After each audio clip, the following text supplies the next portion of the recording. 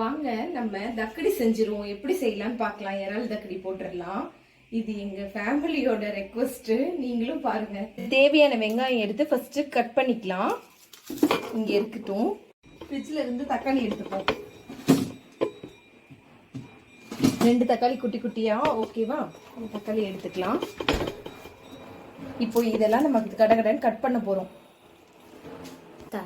இப்போ ஃபர்ஸ்ட் பச்சை மிளகாவை கட் பண்ணி எடுத்துப்போம்.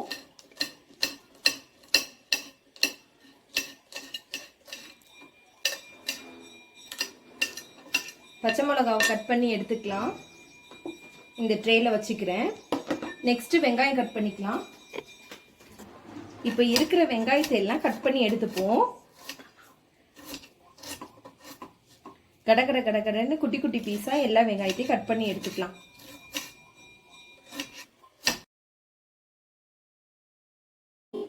சீக்கிரமா 5 மினிட்ஸ்ல எப்பவுமே சமைச்சிருவேன். அதே மாதிரி இன்னைக்கு சமைக்கிறோம்.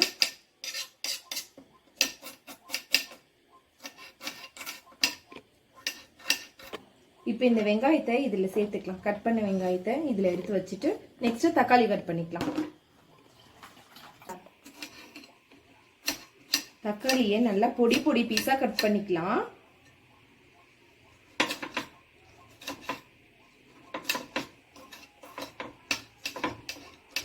நல்லா சின்ன சின்ன பீஸா ஒரு தக்காளி கட் பண்ணி எடுத்துக்கலாம்.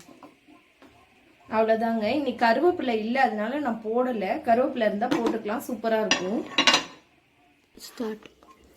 இப்போ இந்த கரண்டிக்கு 5 கரண்டி மாவு போட்டுக்கலாம். போட்டாச்சு. இப்போ உப்பு போட்டுக்கலாம். தேவையான அளவு உப்பு போட்டுட்டு இப்போ நம்ம இங்கே கட் பண்ணி வச்சிருக்கிற இந்த வெங்காயத்தையும் இதில் சேர்த்துக்கணும். சின்னதாக கட் பண்ணி வச்சுருக்கோம்ல, இந்த வெங்காயத்தையும் இதில் நல்லா சேர்த்துக்கிட்டு பச்சை மிளகாவையும் சேர்த்துக்க வேண்டியதான். இப்போ இதுக்கு நல்லா தண்ணி ஊற்றிக்கலாம். இந்த மாவு முங்குற அளவுக்கு நல்லா தண்ணி ஊற்றிக்கோங்க. இது நல்லா ஊறி வரும்.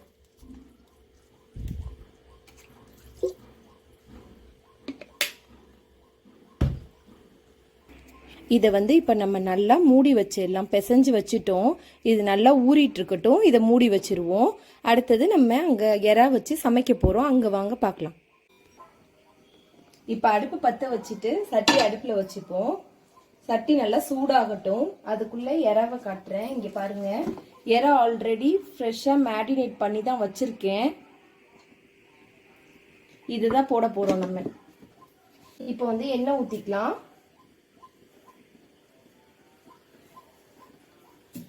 2 டேபிள் ஸ்பூன் எண்ணெய் ஊற்றிருக்கேன்.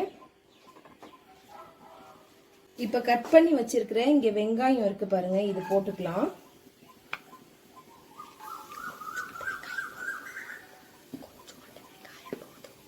கொஞ்சோண்டு வெங்காயம் போதும். அப்புறமா இங்கே பாருங்க தக்காளி. தக்காளி நான் 1.5 தக்காளி கட் பண்ணி வச்சிருக்கேன். இதையும் சேர்த்துக்கலாம். இப்போ எல்லாத்தையும் போட்டு நல்லா கிளறி விட்டுப்போம். கிளறிட்டு இது சூடாக்கிட்டே இருக்கட்டும். அதுக்குள்ள இஞ்சி பூண்டு போட்டுக்கலாம். இப்போ இஞ்சி பூண்டு போட்டுக்கலாம்.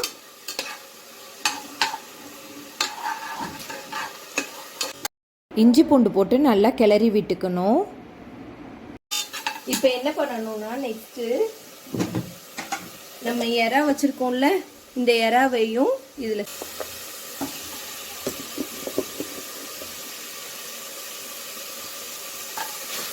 போதும். இந்த எறா போதும்.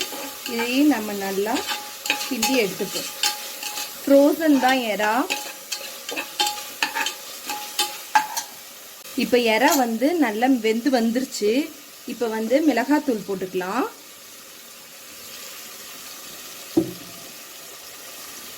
மல்லித்தூள் போட்டுக்கலாம். எல்லாத்தையும் போட்டு நல்லா கிளறி விட்டுறணும். எனக்கு கையளவு தான் தெரியும்ன்றதுனால நான் கையளவில் போட்டு காட்டுறேன். நல்ல செக்க செவேல்னு இப்போ பாருங்க நல்லா வெந்து வந்திருக்கு. இப்போ என்ன பண்ணணும்னா, இந்த நேரத்தில் தண்ணி ஊற்றிக்கோங்க.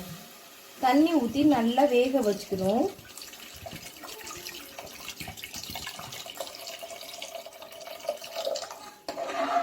இது நல்லா கொதி வரட்டும். இந்த தண்ணி கிளறி விட்டு வச்சிருவோம். இதுக்கு தேவையான அளவு உப்பு போட்டு நல்லா கொதி வர விட்டு வச்சிருவோம்.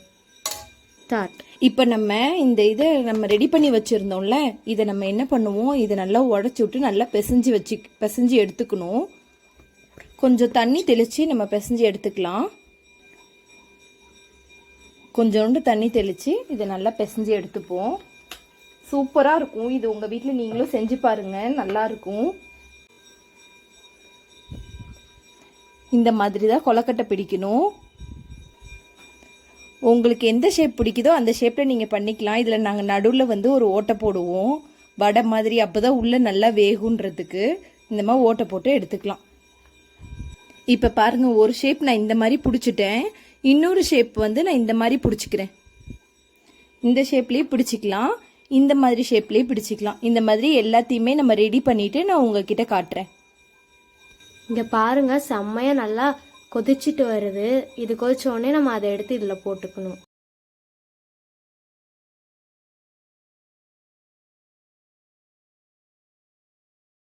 நல்லா இந்த மாதிரி பிடிச்சி வைக்கணும். அப்பதான் அந்த கொலக்கட்டை வந்து உதிராம வரும்.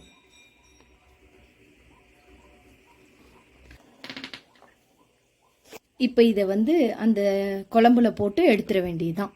குழம்பு நல்லா கொதிச்சிருச்சு பாருங்க. இதை ஒவ்வொன்றா அப்படியே உடையாம போட்டுக்கணும். இந்த மாதிரி ஒவ்வொன்றா உடையாம போட்டுக்கணும். நல்லா இந்த குழம்போட கொதிச்சு நல்ல வாசனை வரும். சூப்பராக இருக்கும். இது நீங்களும் ட்ரை பண்ணி பாருங்க. கண்டிப்பாக எறாவும் மாவும் இருந்தால் போதும், செஞ்சிடலாம். இது நல்லா இந்த மாதிரி உலுக்கி விட்டுருங்க, உள்ளே இறங்கிடும். அவ்வளோதான். இதை மூடி போட்டுற வேண்டியதுதான். இப்போ கொதி வருது பாருங்க. இந்த கொதி வந்தோடனே மூடி போட்டுடலாம். குக்கர் மூடி வேணால் நார்மல் மூடி போட்டாலே போதும்.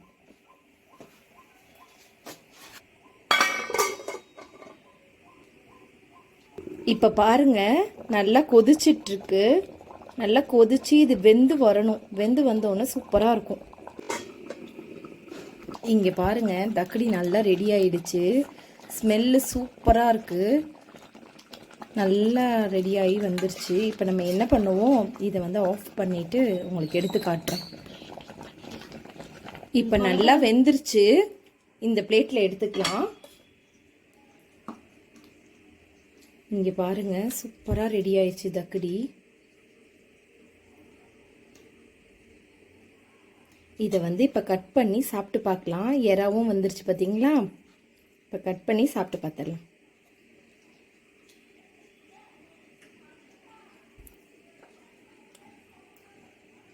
சூப்பராக இருக்குங்க. நீங்களும் உங்கள் வீட்டில் இந்த மாதிரி ட்ரை பண்ணி பாருங்கள். கட் பண்ணி இப்போ சாப்பிட்டு பார்த்துருவோம். சூடாக இருக்குது. அந்த இறாலோட ஃப்ளேவரும் இந்த தக்கடியோட இந்த மாவோட ஃப்ளேவரும் சேர்ந்து சூப்பராக இருக்குது. அப்புறம் நம்ம போட்ட மசாலா எல்லாமே கரெக்டாக இருக்குது. உப்பு காரம் எல்லாமே கரெக்டாக இருக்குது. இன்னொரு பீஸ் கட் பண்ணி சாப்பிட்டு பார்க்குறேன் பாருங்கள். A1ங்க, நல்லா இருக்குது. நீங்களும் ட்ரை பண்ணி பாருங்கள் கண்டிப்பாக. இந்த வீடியோ பிடிச்சிருந்தா கண்டிப்பாக கமெண்ட் பண்ணுங்கள், ஷேர் பண்ணுங்கள், லைக் பண்ணுங்கள், மறக்காமல் சப்ஸ்கிரைப் பண்ணிடுங்க. பாய் பாய் செல்லக்குட்டி.